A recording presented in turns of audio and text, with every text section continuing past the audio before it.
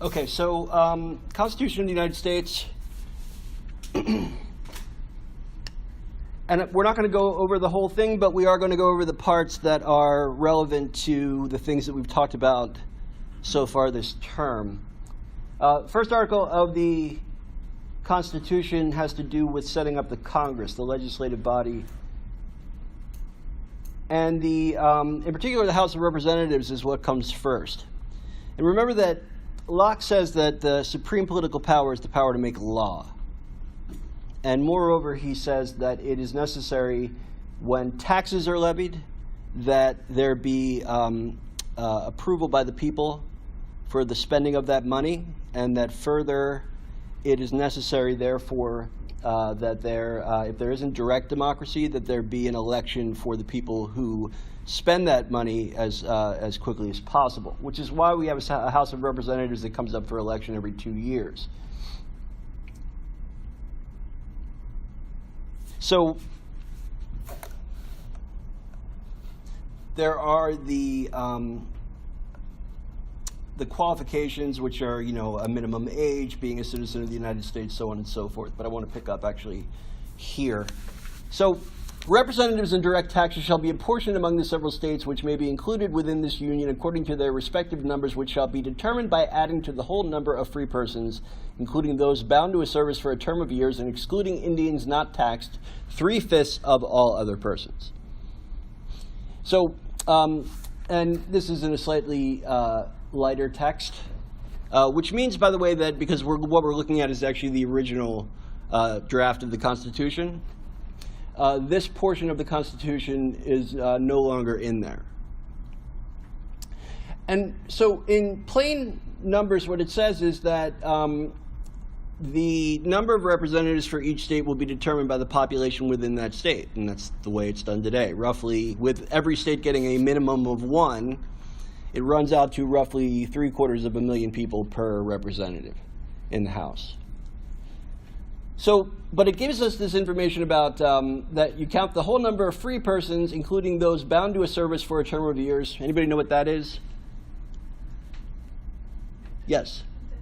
Indentured servitude, right? So these are people that, for reasons of debt usually, and in a large number of cases at this particular point in time, this was debt that was incurred as a way of coming over without having to put money out of your pocket to get here. You were indentured. You were required to work for a person who funded you that money until your debt had been paid off, right? So these people are included. Indentured servants are included in the number that are counted for the for House of Representatives. And excluding Indians not taxed. I mentioned this when we talked about Locke as well, but this is something that comes up repeatedly in the legal language in the Constitution, which is that you don't count Indians, but you don't tax Indians. If Locke's formulation for this is that it is mainly the spending of money that has to be checked by the power to vote, then you don't tax the Indians because you don't count them. And it isn't like the relationship runs counter, so which is to say that because you don't want them to vote, you don't tax them, not the other way around. So we've got the whole number of free persons, people bound to service for a term of years, and Indians not taxed. Everybody else, it says, is counted at 3/5 of all other persons. To whom is the Constitution referring in these lines? Yes?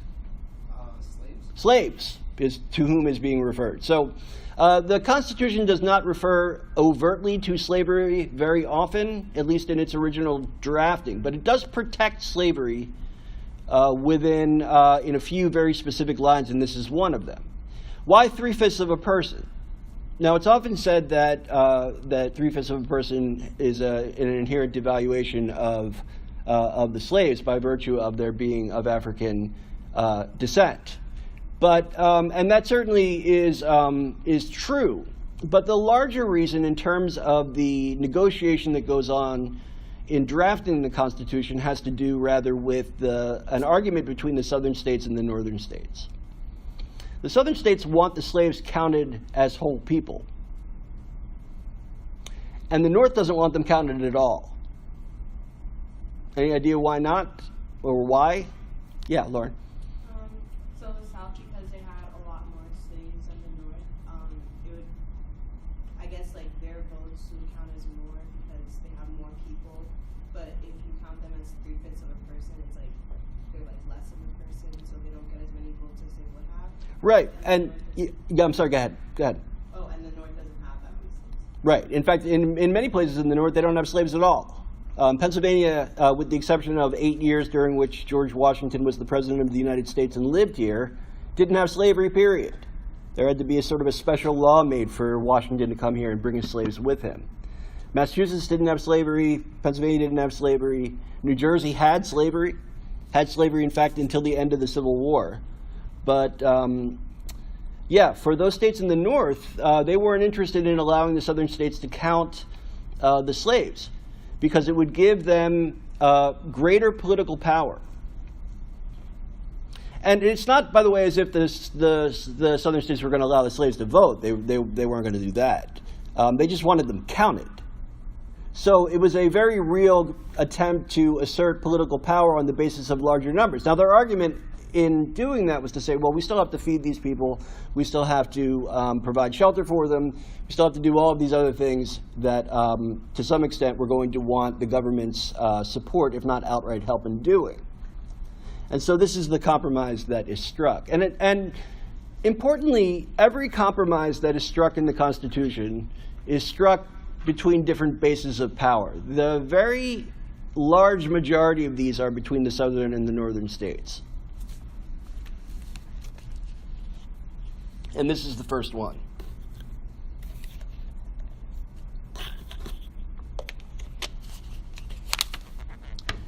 Last but not least, the House of Representatives shall choose their speaker and officers and shall have the sole power of impeachment. More on that a little bit later, but this is why impeachment trials are held in the House of Representatives. We've had 2 of those already. We will almost certainly have a 3rd one in the next year or 2. Which doesn't mean the president will be removed from office. It just means that he'll be impeached. Like 2 other presidents who also were not removed from office, just impeached. So, Section 3, the Senate of the United States shall be composed of 2 senators from each state, chosen by the legislature thereof for 6 years, and each senator shall have 1 vote. So we have 2 bodies in our legislature. We have the House of Representatives, which has 1 person for every 750,000 people, minimum of 1 per state. And we have the Senate, where every state gets 2. Who does that favor, the North or the South? The North. Why? They have fewer people. The South has fewer people. So, but it still is an important point, because it's just a matter of determining which house favors which part of the country, right?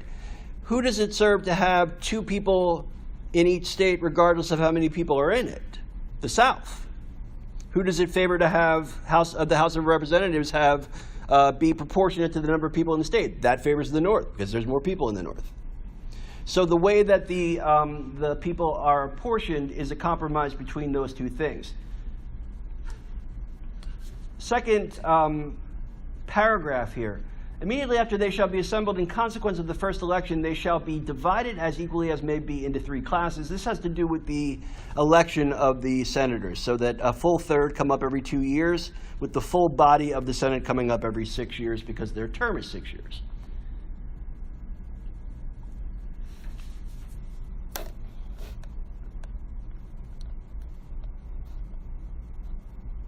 And if vacancies happen by resignation or otherwise during the recess of the legislature of any state, the executive thereof may make temporary appointments until the next meeting of the legislature, which then shall fill such vacancies. So if somebody leaves the Senate, how are they going to be replaced? The Vice President is the President of the Senate. It is the only official duty that the Vice President has in the original Constitution. To preside over the Senate, which the Vice President does not normally do, but which the Vice President did back then, because remember that legislating was not a full-time job back then. So when everybody was gathered in the Capitol, whether it was New York, which was capital for a short period, Philadelphia, which was capital, and then subsequently Washington, D.C., the presiding over the Senate was done by the Vice President. The one thing that the vice president does is break ties. So when it's a 50-50 vote in the Senate today, the vice president breaks the tie. The Senate shall have the sole power to try all impeachments. And when the president is tried, the Chief Justice presides. It requires 2/3 of the votes in the Senate to remove a president under the Articles of Impeachment, which is why no president's ever been removed and why almost certainly President Trump will not be removed, despite the fact that he will almost certainly be impeached. So,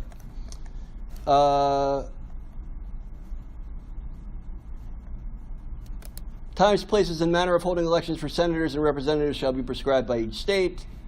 They shall meet on the first Monday in December, and that's in light type because it's been moved to January.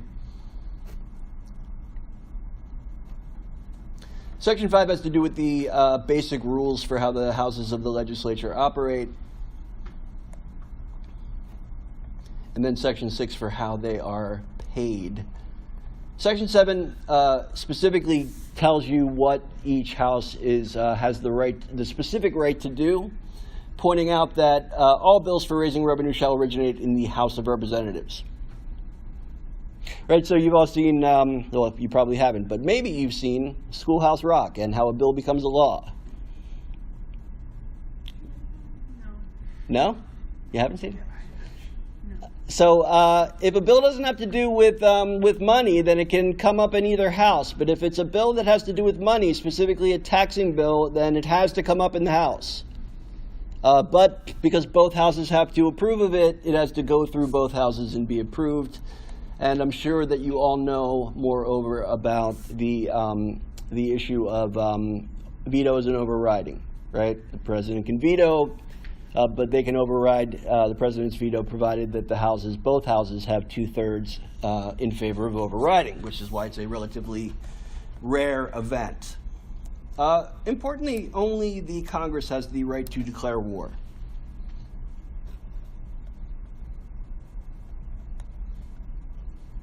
Anybody know the last time the Congress of the United States declared a war? December 8th, 1941 is the last time the Congress of the United States declared war.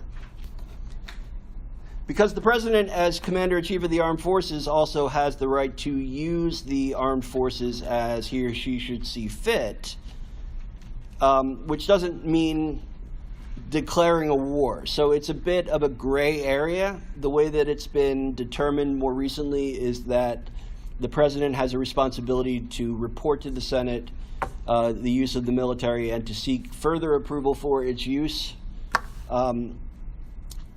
I think it's 2 weeks.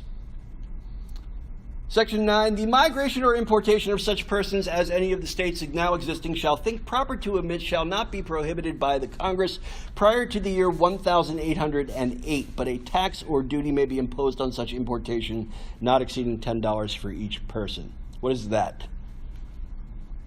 Any idea? The migration or importation of such persons as any of the states now existing shall think proper to admit. Yes? That is the right to import slaves. So the Constitution gives explicitly the right to import slaves for another 10 years. The expectation is 1787 is when the Constitutional Convention meets.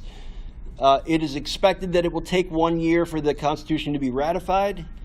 And so 20 years, rather, is the period that is set in the Constitution. Again, this is a compromise. The North says, no, we don't want a transatlantic slave trade. And the South says, we very much want a transatlantic slave trade. So the decision is made that they will table it, that they will kick the can down the road and let the next generation of politicians deal with the question. 20 years. First meeting of Congress in the year 1808, the very first bill that was entered and that was signed into law by the president was a bill that banned the international slave trade. So there was no question that slavery was going to be banned on that level. What it did not ban was the continued institution of slavery among African Americans already here, as well as their children. So there was no more importation of slaves after 1808. that actually made slavery as an institution in the United States slightly worse because of the implications of what it meant to have intergenerational slavery, which was already the case, but really sort of became official and etched in stone by virtue of the ban on importation, but not on slavery per se. The privilege of the writ of habeas corpus shall not be suspended. We talked about habeas corpus. It's the right for you to ask a court what right they have to try you in the first place and what you did wrong.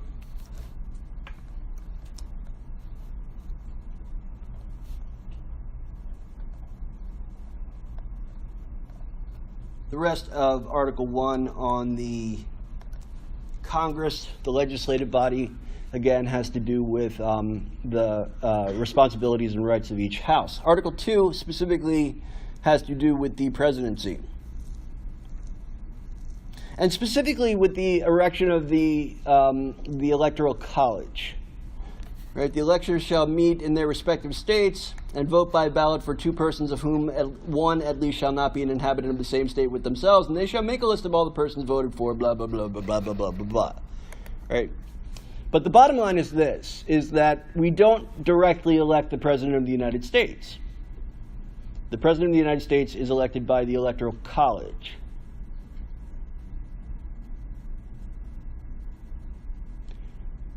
Who does that favor?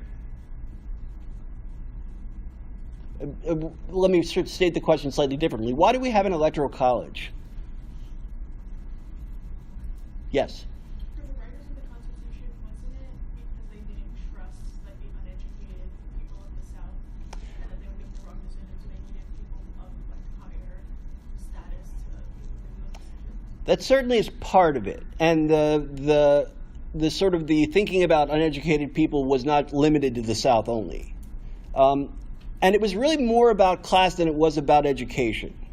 The idea was that although they were limiting the vote on the basis of class to a very large extent already by limiting the vote only to people that held land, they nevertheless wanted to protect certain bases of power that already existed in the country.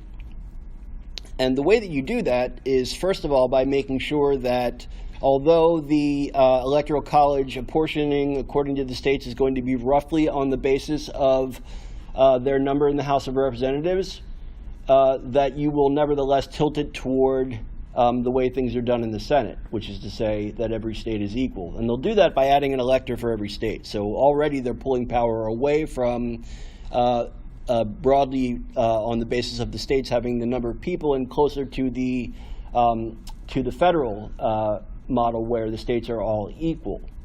That favors the North.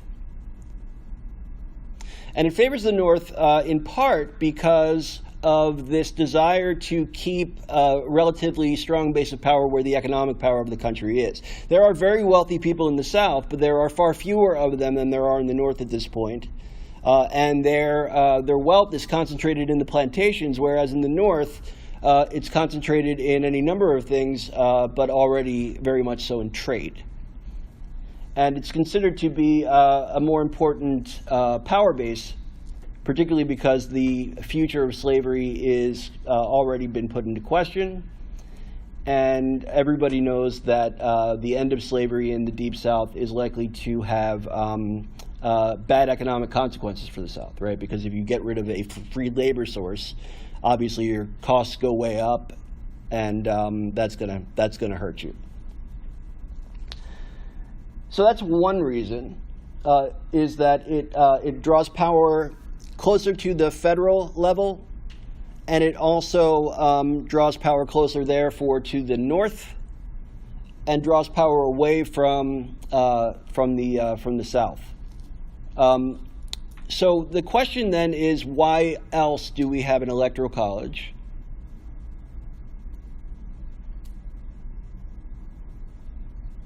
Yeah. Doesn't it equalize the votes of everybody? Well, it's supposed to, right? But it does this thing where it offsets it with the Senate model being ultimately a bit stronger. But what it does is it provides a kind of check, which is to say that, yes, the people will have a say in the election of the president by virtue of voting directly for these electors. But that ability can possibly be offset. Where a disagreement was emerged, and this is sort of where it becomes more clear as to why they do it this way. First of all, they don't expect that there's going to be a clear majority voting for the president every time. And so the original Constitution puts the power ultimately to determine who the president is in the House of Representatives. It does not put it in the hands of the Electoral College. Because in the Electoral College, you have to win a majority. You cannot win a plurality. If you do not win a majority in the Electoral College, then the election goes to the House of Representatives. And in the House of Representatives, they elect the president. So, yeah, some person out there that's running for president will receive a plurality of votes. It's happened several times already, and that's not a big deal in particular. President Clinton, I think, got pluralities both times, so no clear majority. President Obama won clear majorities both times, but slim. But several other presidents have won pluralities rather. President Kennedy did, President Nixon did the first time, so on and so forth. So that's not a problem because the Electoral College prevents the situation where that would translate into a plurality in the Electoral College by forcing it into the House of Representatives.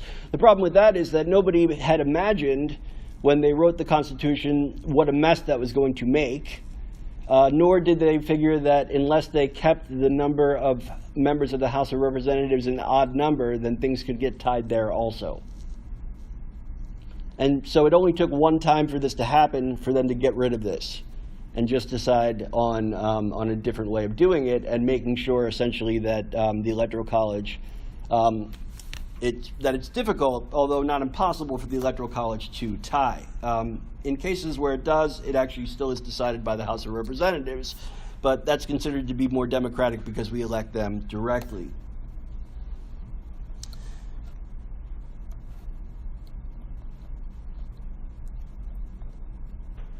President is Commander-in-Chief of the Army and the Navy.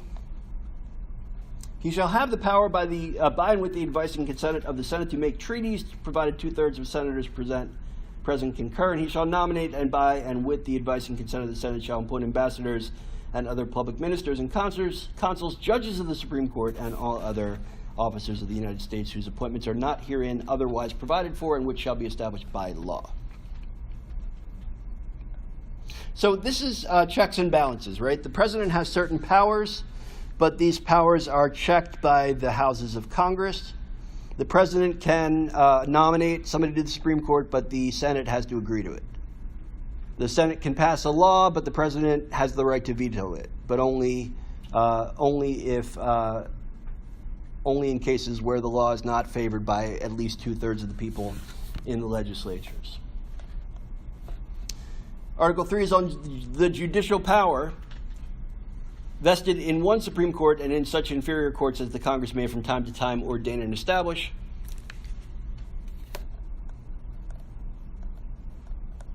It does not set out in the Constitution of the United States the role of the Supreme Court to determine the constitutionality of laws, with the power inherent in that to strike down laws.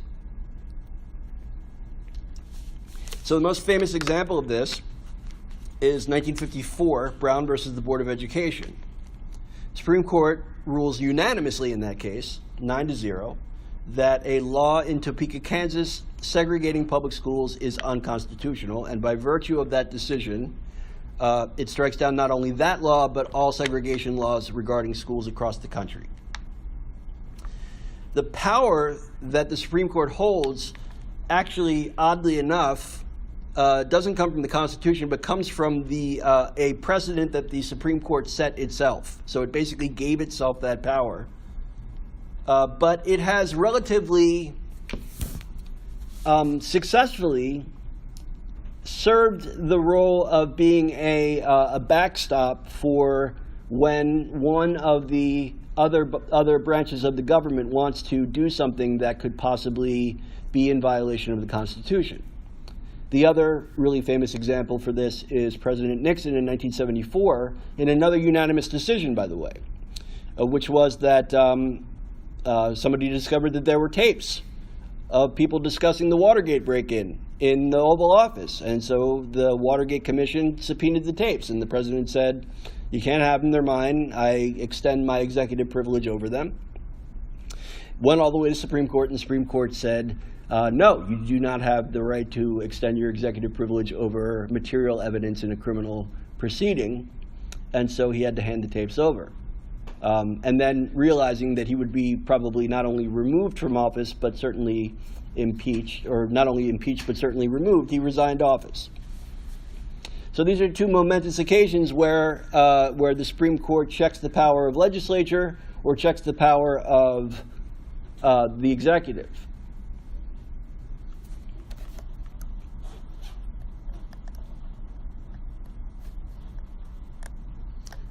One thing to point out in Article 4 on the relationship between the states is this: no person held to service or labor in one state under the laws thereof, escaping into another, shall, in consequence of any law or regulation therein, be discharged from such service or labor, but shall be delivered up on claim of the party to whom such service or labor may be due. It's called the Fugitive Slave Clause. This is the third and final place in the original Constitution where slavery is explicitly protected by the document.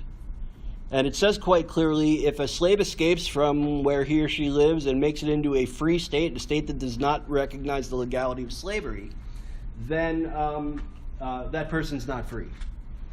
Rather, it is actually the responsibility of the government of that free state to return that slave to his or her owner. So you may be aware of something that came up in the 1850s called the Fugitive Slave Act. The Fugitive Slave Act didn't change the policy. The policy was already part of the law.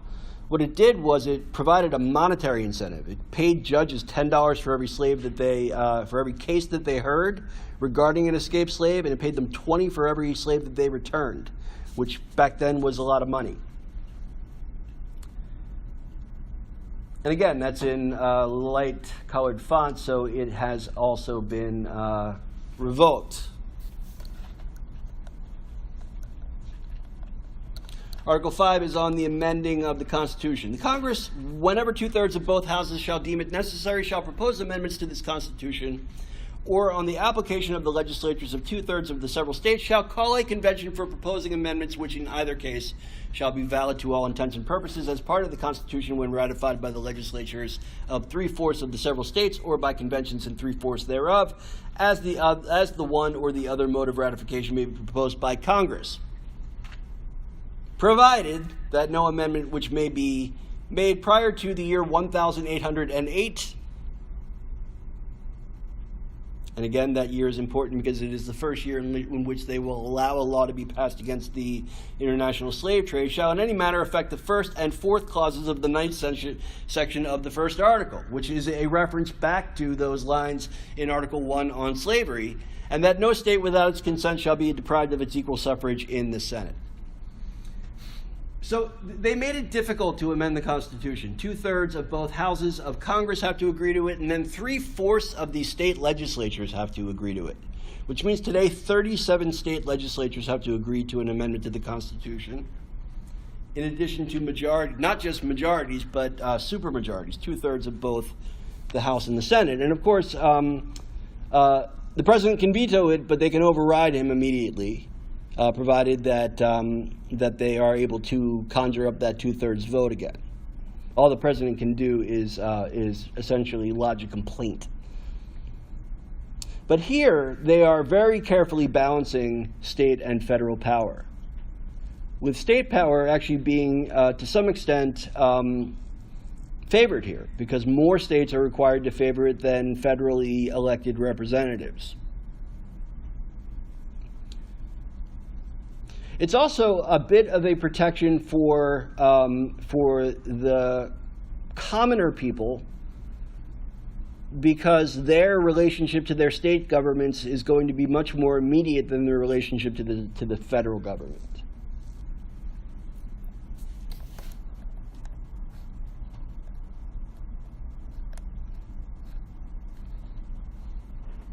And then the rules about ratification. There's one thing that I wanted to point out also that I neglected to up here before we talk about the amendments.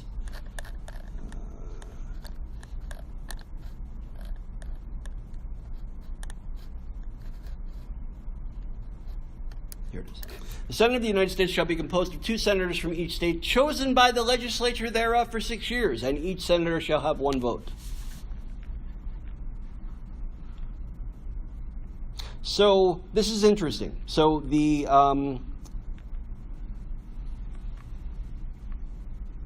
matter here is that, first of all, you realize that they are not being elected by the people as they are today, right? Their election is in the hands of the state legislatures. That again empowers the states rather than the federal government, and therefore favors the South over the North. It also, by the way, because of the way that the Senate holds greater power than the House does, with the single exception of having the ability to generate original bills having to do with the spending of money, it means that the Senate is inherently less democratic.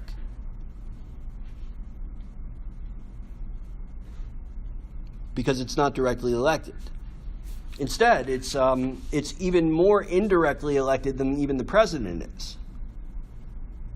This is, again, a compromise between states' rights and federal power, but it's also a carryover of a vestige from the UK. In the UK, they've got 2 houses of parliament, a House of Commons that's elected by everybody, and then a House of Lords, and the House of Lords is not elected. Traditionally, it was people who sat in the House of Lords were hereditary peers, nobility, dukes and earls and counts, or the earls, and what's the other title? I can't remember. Dukes, earls, marquises would sit in the House of Lords. And then certain positions would receive seats in the House of Lords by virtue of the positions they held in government. The Archbishop of Canterbury, who is the religious head of the Church of England, has a seat in the House of Lords, for instance. They still don't elect the House of Lords in England, but what they have done is they have severely diluted the power of the House of Lords. The House of Lords essentially doesn't vote on bills. It votes on bills, but it doesn't actually have the power to change bills or have bills gotten rid of that the House of Commons wants. It didn't used to be that way. But it was that way here, right? Because both houses of Congress have to agree to any bill. A house like the Senate, which is not directly elected, ultimately has the ability to kill any bill that it wants to, provided that it can prevent a majority of the votes from being passed in there in its favor. And because these people are only extremely indirectly elected by the people of their individual states, and even then only every 6 years, it's not likely they're going to pay any severe penalty for refusing to approve of a law that that the majority of the people in their state want. So there, again, is another example of a check on emergent, popular, broadly spread power for common people, and maintaining power in the hands of the elites. Because after all, I mean, who are the individual state governments going to choose as their senators for their states at the national level? There's not going to be an election. They're just going to choose them. So who are they going to choose? Any idea? Are they going to choose? They're going to flip a coin? Just choose some dude? No, they're going to choose somebody that already holds elite status. They're not going to send just some person to Washington to pass laws. They're going to give that to somebody who has already been established to some extent as a person with significant power at the state level. So, as you might be aware, after the ratification of the Constitution, or actually while the Constitution was being ratified, it was realized that they had failed to provide for the explicit stating of any rights in the document. And so the Bill of Rights was subsequently passed, although it is worth noting that there were two other amendments that were not passed. This one, which has to do with the apportioning of representatives based on the growth of the country, which was not passed. And this one, no law varying the compensation for the services of the senators and representatives shall take effect until an election of representatives shall have intervened. That one was passed, but it was passed in 1992, so it's the 27th Amendment to the Constitution. Now, it was proposed in 1788. It was not ratified until 1992. And basically what it says is that Congress can't give itself a raise. So it could until 1992. On to our Bill of Rights. Congress shall make no law respecting the establishment of a religion or prohibiting the free exercise thereof. So Congress can't establish a state religion, and it can't prevent you from practicing your religion, whatever it might be. So there's actually two rights that are guaranteed in the First Amendment. The right to religion, which itself is two rights, freedom for religion and freedom from religion. Can't have religion imposed upon you. And then freedom of expression. And notice the progression of the way these rights are stated. Or abridging freedom of speech or of the press or of the right of the people peaceably to assemble and to petition the government for a redress of grievances. The progression is based on the level of discontent that people might feel, such that first there might be people talking about a problem that exists in government, and then subsequently might print in a newspaper something about what's wrong in government, and then finally might gather within Washington itself to protest that thing that is wrong in government. So freedom of speech, and as we have discussed in the past, we have here the broadest interpretation currently in the world of this particular right. Article number 2, a well-regulated militia being necessary to the security of a free state, the right of the people to carry and bear arms shall not be infringed. That's perfectly 100% clear, and there's never caused any controversy whatsoever in the history of the United States of America. So what about this, right? I mean, this is perhaps our most controversial of the rights that are afforded us in the Bill of Rights.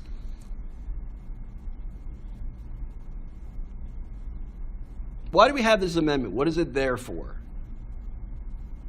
Yeah. To rise up against government. Well, so it's often said that the purpose is to rise up against government, and certainly it can be interpreted that way, and there is some argument to be made that the way that this was to be properly expressed was not the government against you, an individual person, but rather the federal government against the state governments. So when the tyranny of the federal government would come down against the state government, the state could call up the militia, which was every able-bodied man, and mount a defense against the federal government. So yeah, I mean, it is there to prevent the encroachment of a tyrannical government, but it's a tyrannical federal government, and it's within the context of a state militia. Although, importantly, the state militia is every able-bodied man. So does it afford an individual right to keep and bear arms? Only in the last 35 to 40 years has it been interpreted that way. Now it's, pretty much you can have whatever gun you like.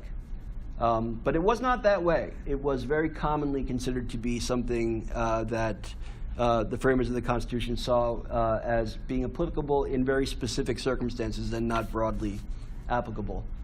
Article 3, no soldier shall in time of peace be quartered in any house without the consent of the owner in time of war, but in a manner prescribed by law. So you cannot have soldiers living with you against your will. The reason why this is here is because this was done during the Revolutionary War. Articles 4, 5, 6, 7, and 8 are another series of progressions talking about the rights of defendants in criminal and in some civil cases. Article number 4, the right of the people to be secure in their persons, houses, papers, and effects against unreasonable searches and seizures shall not be violated, and no warrant shall issue but upon probable cause, supported by oath or affirmation, and particularly describing the place to be searched and the persons or things to be seized. So if the police want to investigate you for a crime, they have to have possible cause, and they can't come into your property or take your property for purposes of investigating you without a warrant. What happens if they get a warrant and they arrest you? Well, then Article 5 comes into effect. No person shall be held to answer for a capital or otherwise infamous crime unless on presentment of the indictment of a grand jury, except in cases in the land or naval forces or in the militia when in actual service in time of war or public danger. So court-martials can be provided for in certain situations, military tribunals when there's a war going on. Nor shall any person be subject for the same offense to be twice put in jeopardy of life or limb. Right, so O.J. Simpson could come out tomorrow and say, I killed my ex-wife and that guy, and there's nothing that anybody can do about it because he's already been acquitted in a trial for that particular crime. Nor shall be compelled in any criminal case to be a witness against himself, nor be deprived of life, liberty, or property without due process of law. Nor shall private property be taken for public use without just compensation. So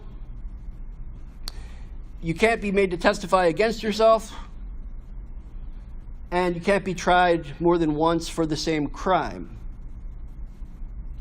Now, and that protects you through the process of being indicted and put on trial, not to mention questioned in the process of building the case against you. Right? It was decided in the 1960s that the police have the responsibility to what's called Mirandize you, to explicitly state to you what your rights are.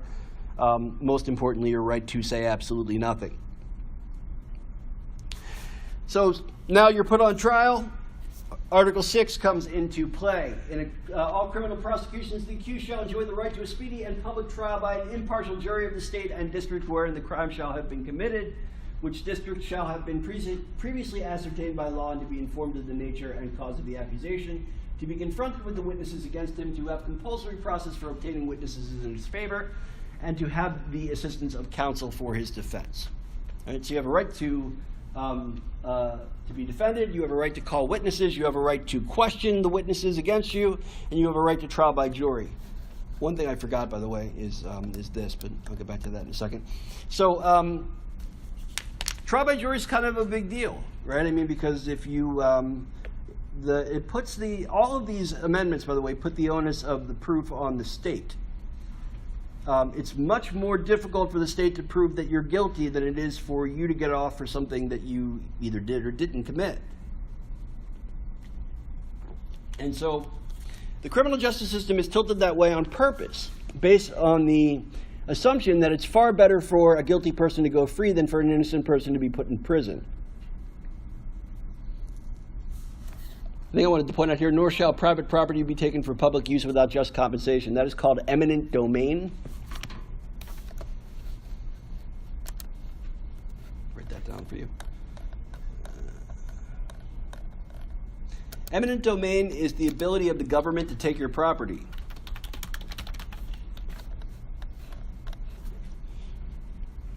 And what the Fifth Amendment says is that they can't just take your property, they have to pay you for it. But they can take your property. Be aware of that. The federal government can take your property. And virtually every government in the world retains that right to take private property if the public good requires it. Article 7 repeats the right to trial by jury, but in civil cases where the amount exceeds $20, which again was a lot of money in 1788. Today, not so much. And then, last but not least, in the criminal justice system, if you have gone through everything, through a search, through questioning, through a trial, and now you've been found guilty, it nevertheless says that excessive bail shall not be required, nor excessive fines imposed, nor cruel and unusual punishments inflicted. So, excessive bail Because bail is not punishment. Bail is a guarantee that you will return to be tried.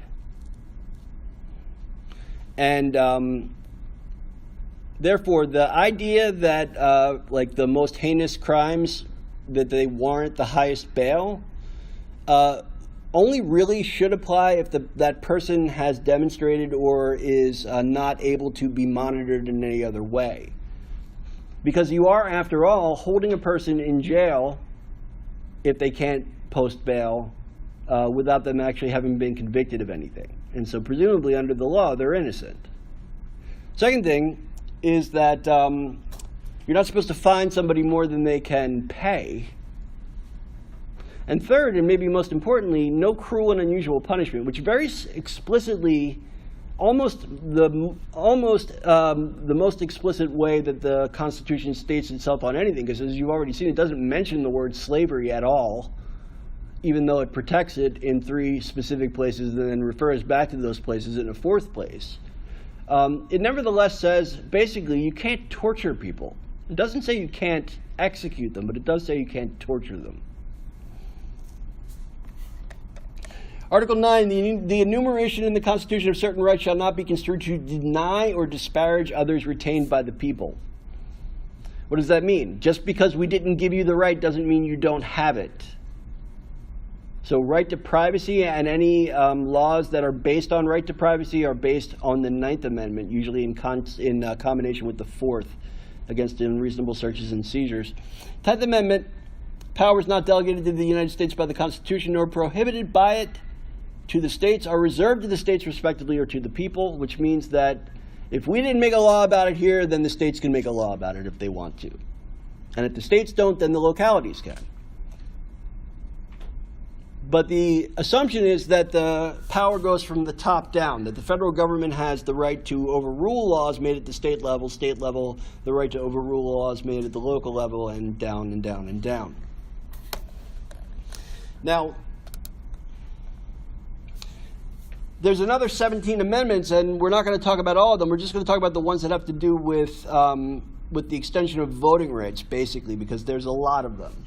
The first one is this one, the election of the president.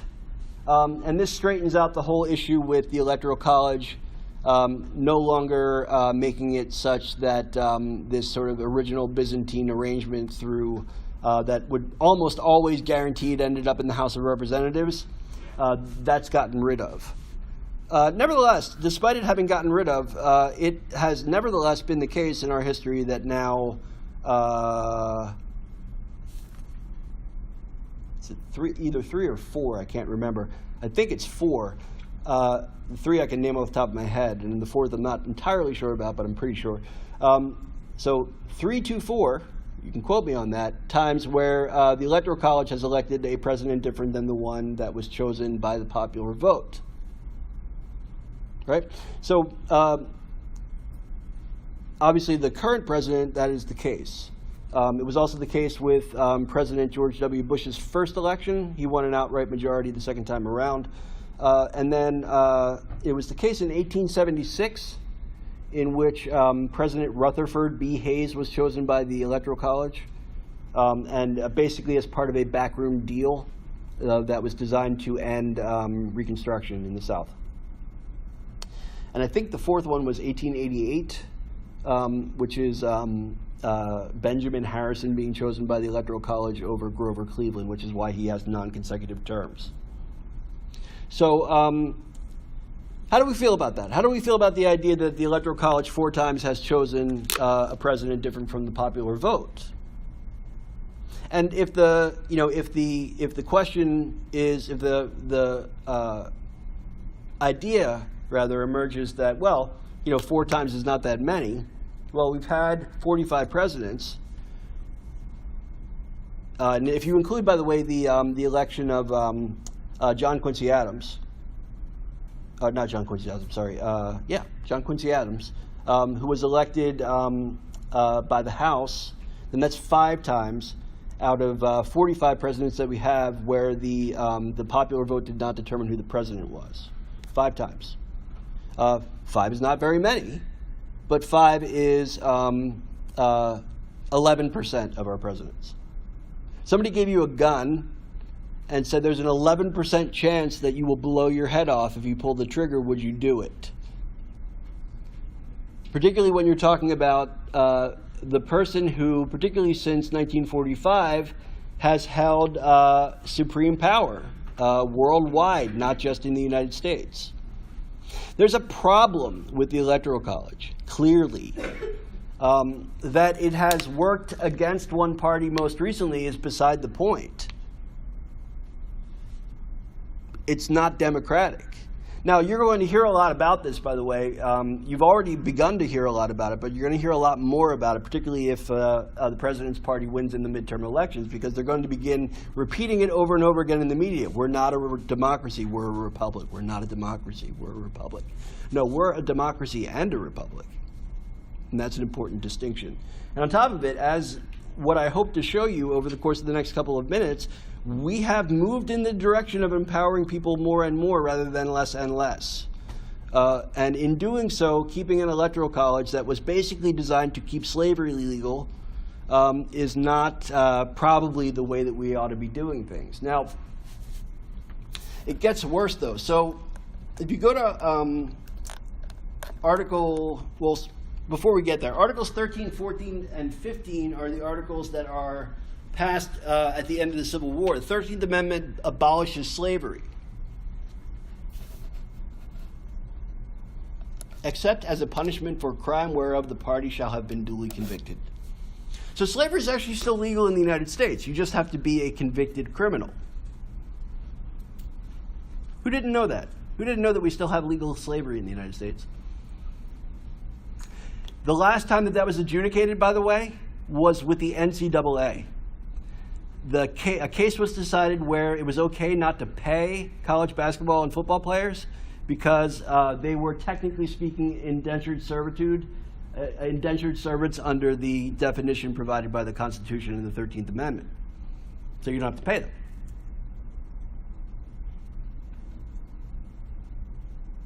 But yeah, we still have legalized slavery. And by the way, just to be clear on a final point, the Emancipation Proclamation did not end slavery in the United States. It ended slavery in states in rebellion against the United States, which means that West Virginia, West Virginia, New Jersey, and Maryland, and Delaware, so 4 states, all still had legal slavery until the 13th Amendment was passed, because those states were not in rebellion against the United States. 14th Amendment guarantees the right of all people born or naturalized in the United States and subject to its jurisdiction to be considered citizens of the United States.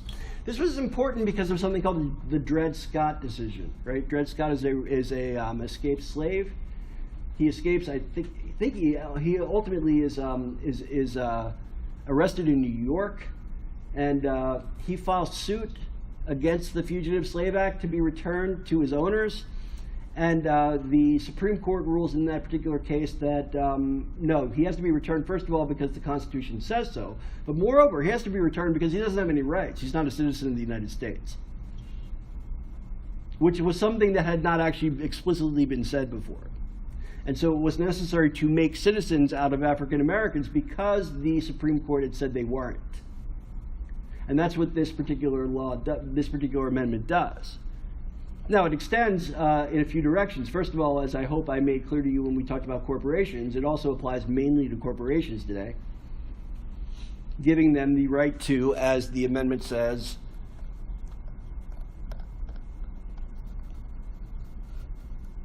equal protection of the laws. It also provides citizenship to anybody that is born here. And if the president wins a second term, you're going to begin hearing people saying that that needs to be gotten rid of. The idea that just because you're born here, you're a citizen. They've already put it on the table. If they win the next election, then they're almost certainly going to move in that direction.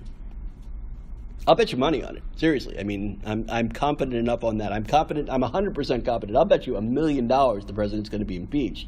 I'll bet you if the Republicans win the House in the midterm election that, what was the thing I said they were going to do? I said it a couple minutes ago.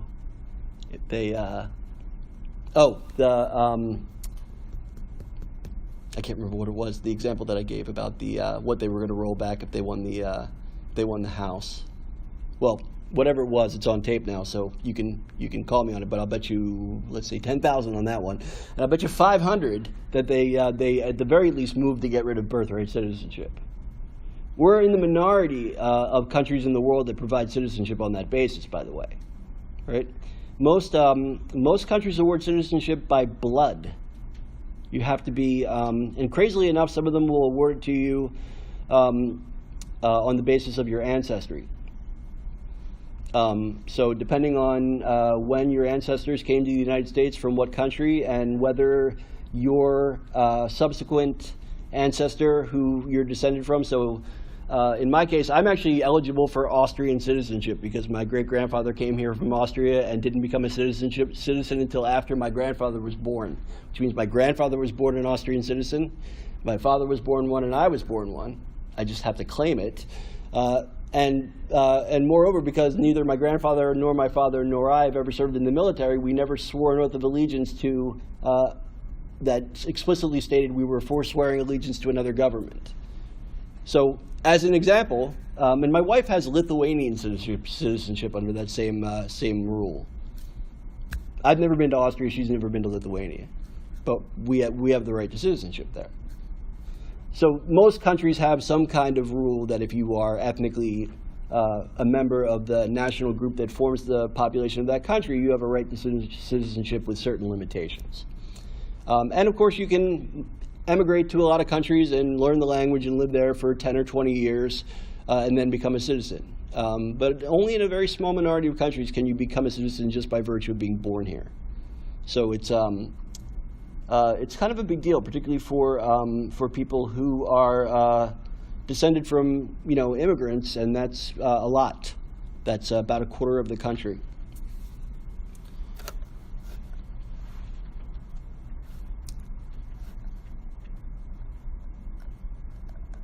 The 15th Amendment is the right of citizens to vote regardless of color. So the 15th Amendment extends the vote to African Americans who have now been freed from slavery and recognized as citizens. But what about Jim Crow laws, you say? How was it that, because this was passed in 1868, how was it that they were able to prevent black people from voting in the South for nearly another 100 years? And the answer is they didn't make it illegal, they just made it really difficult. And then when that didn't work, they used terrorism. They didn't make it illegal because they couldn't. So Article 16 provides for an income tax. We did not have one until 1913. So the next extension of voting rights comes with the way that the Senate is currently elected, which is 2 senators from each state directly elected by the people. No longer was the Senate elected to be elected by, or to be appointed rather, by the state legislatures. So that is a direct movement toward democracy. $500 that they get rid of this one too, that they roll this one back, and they put it back in the hands of elites, so there's a reason for that. So here's a problem that emerged that the founders of the country did not foresee. 17 states have half the population, and 33 states have the other half of the population, which is to say twice as many states, right? 2/3 of the states have half, and 1/3 of the states have half. But these two groups have the equal number of senators. You see the problem with that? It wasn't the case when you had 13 states and they were relatively close in population. But now we have a situation where a very small percentage of the population, not a plurality, can have the power to pass laws for the majority of the people in the country.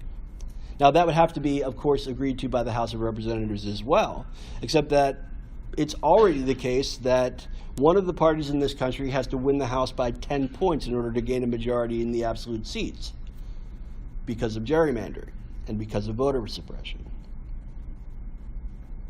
So, It is likely, by the way, I'll bet you 500 in the other direction, that if a Democrat is elected in 2020, they will move to severely limit the power of the Senate on that basis. They will also go for statehood for D.C. and Puerto Rico, maybe for Guam. They will they'll either pack the Supreme Court or impeach several justices if they can, or amend the Constitution so that they have to be elected or be retained by election. All of these things will happen if the Democrats get control of government.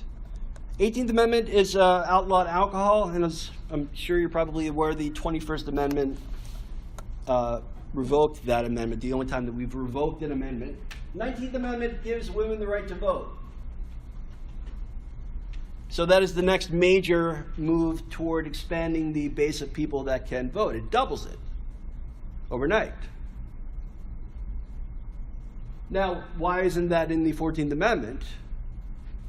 And that has to do with, in part, with different ways that the Constitution is interpreted. On the one hand, you could say, well, it doesn't say that women don't have the right to vote, so they have the right to vote. It doesn't say that they don't, so they do.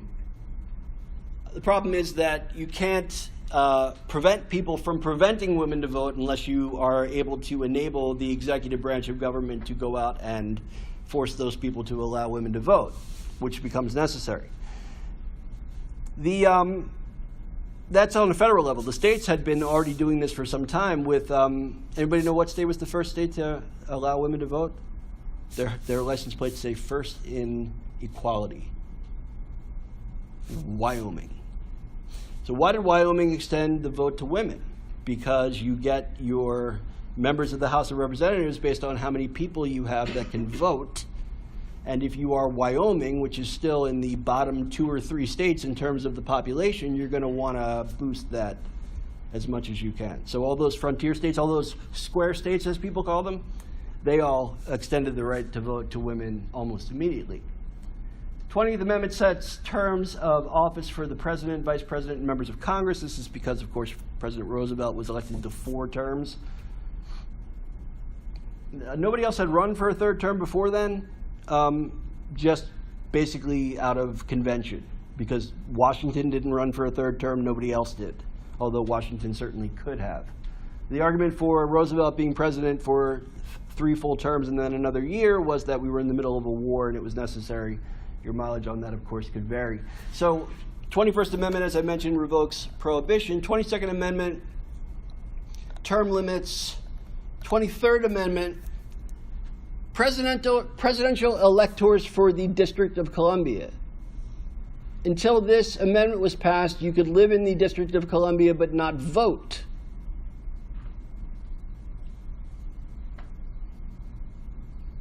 They still don't have seats in the House of Representatives or the Senate because the District of Columbia is not a state. Now, the original thinking about this was that the District of Columbia would only be a place where the business of government was done, and you would not live there for the entire for all year long, right? But now it is one of the largest cities in the United States, and yet. Despite the fact that 1 million people live in this city, they are not given representation in government, and only recently were they given the right to vote for President of the United States. So, as I mentioned, Democrats win, and that's almost certainly on the table to expand statehood in that direction. 25th Amendment you're going to hear quite a bit about as well. For this reason, first of all, it just sets that the vice president becomes the president, and that further, when there's a vacancy in the vice presidency, that the president can then appoint one, provided that the houses of Congress agree. But it's this one that you're going to be hearing a lot about. Whenever the president transmits to the president pro tempore of the Senate and the Speaker of the House of Representatives his written declaration that he is unable to discharge the powers and duties of his office, and until he transmits them a written declaration to the contrary, such powers and duties shall be discharged by the Vice President as acting President. whenever the vice president and a majority of either the principal officers of the executive department of such other body as Congress may by law provide, transmit to the president pro tempore of the Senate and the Speaker of the House of Representatives their written declaration that the president is unable to discharge the powers and duties of his office. The vice president shall immediately assume the powers and duties of the office as acting president.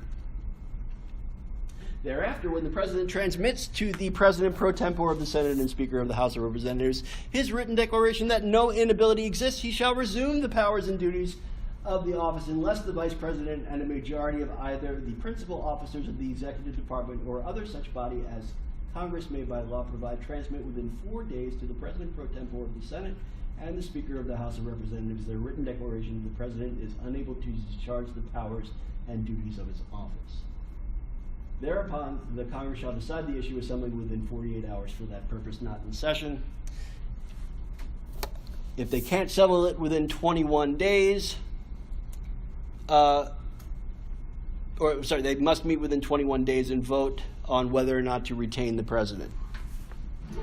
This is unlikely to happen, but what is more likely to happen, I think, personally, although I'm only willing to bet maybe $20 on this one, is that the Trump presidency ends with his evocation of the 25th Amendment, probably for reasons of health, he will say. And let's face it, I mean, he's, 73 years old and morbidly obese, and not a great diet, and, so there's that. So 26th Amendment is that the right of citizens who are 18 years old to vote, right? The voting age had been set at 21 originally. It is lowered here to 18. This is passed in the early 1970s. Anybody know why? Yes? The argument was that if you're old enough to go to war, you're old enough to vote. Yes. The government should not have the right to send you as a draftee into a war, and the particular war in this case was the Vietnam War, without your right to vote on that policy. That is the second to last time that voting rights were expanded. The last time that they were expanded is in the sorry, I skipped one. That is the last time that voting rights were expanded, 26th Amendment. The 24th Amendment is the right of citizens of the United States to vote in any primary or for president or vice president or for federal offices without paying a poll tax. It used to be legal for states in particular to pass poll taxes, to require you to pay a certain amount of money when you voted. This was done originally to prevent people of lower class from voting, and then it was very consistently used from about 1900 through the 1960s to prevent black people from voting in the South. And so this was a major expansion, 24th Amendment, and then 26th Amendment to drop the voting age to 18. So it takes several amendments, right? It takes the 13th, 14th, and 15th Amendments, and then subsequently the 16th Amendment to expand voting for the Senate, the 19th Amendment to expand voting to women, and then on top of it, the 24th Amendment to get rid of poll taxes, and the 26th Amendment to drop the voting age to 18. And now, you can vote provided that you're 18 years old and that you are a citizen of the United States, without any restrictions on the basis of your sex or gender, your race, what country you were born in, for that matter, right? Because naturalized citizens share the same rights as anybody else, with one exception, and that is to be president of the United States. So here's my question. Oh, and by the way, there is one exception to the right to vote. Of these, that expansion, it gave every natural-born citizen of the United States and naturalized citizen of the United States, provided that they're 18 years old, without regard to race or sex, the ability to vote, except one group. Does anybody know who they are? Yes? Nope, Native Americans got the vote in the 1920s, 1929, yeah. People in prison, and on top of people in prison, several states limit the right to vote of convicted felons, so that you will lose, despite having served your prison term, you can be barred from voting for a period as short as a year to as long as permanently. 1/3 of the states have some rule against felons voting for some particular period of time. Now, there is a referendum on the ballot in Florida to get rid of that, which would automatically increase the number of voters in Florida enormously, because there's a very large incarcerated and formerly incarcerated community in Florida. So much so that they say that that particular block of voters could turn Florida from being a swing state to being a state that consistently votes democratically, because the Democratic Party is by and large today a party of white women and ethnic minorities. And as such, it favors the Democratic Party to ensure that everybody votes as much as possible. And if you are, because the prison population and the convicted felon population skews heavily toward racial minorities, it is very much a cause among Democrats for, frankly, just electoral reasons, to get rid of that particular rule.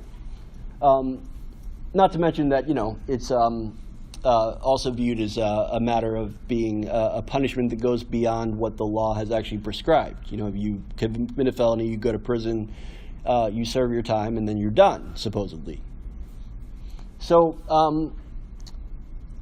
this is what we have set out as our